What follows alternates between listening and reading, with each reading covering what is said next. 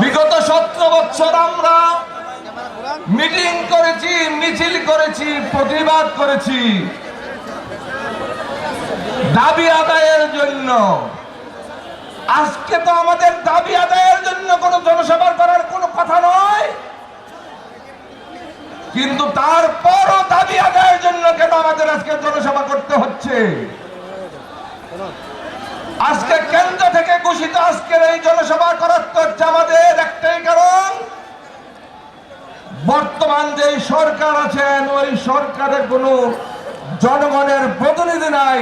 তারা জনগণের দাবি কি সেটা তারা বুঝতে পারে না, সেটা তাদেরকে মেসেজ দেওয়ার জন্য আজকে আমাদের জনসভা করতে হচ্ছে। আমি বর্তমান সরকারকে শুধু বলতে চাই,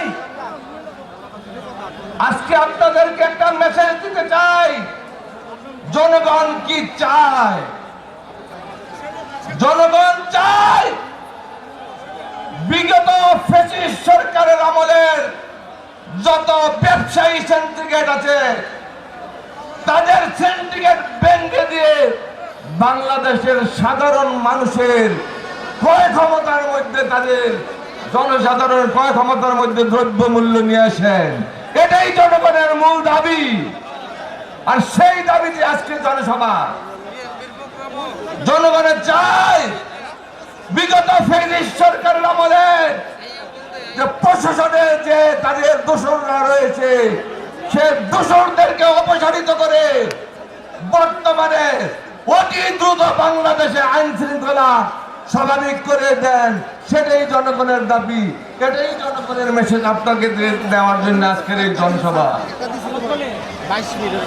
জনগণ চায় বিগত সরকারের ফ্যাসিস্ট সরকারের আমলে যত অন্যায়, অবিচার, খুন খারাপি, অপহরণ, আয়নাগর যত রকম অপরাধ করেছে সেই অপরাধীকে ধরে আইনের আওতায় এনে তাদের বিচারের আয়োজন করেন, বিচার শুরু করে দেন এখনই, এবং এখনো যারা ষড়যন্ত্র লিপ্তে তাদেরকে প্রতিরোধ করেন।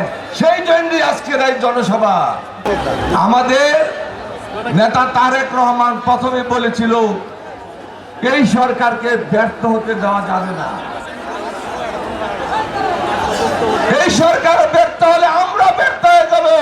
ফ্যাসিস্ট আসবে, আমরা ফ্যাসিস্টকে হাসাতে চাই না।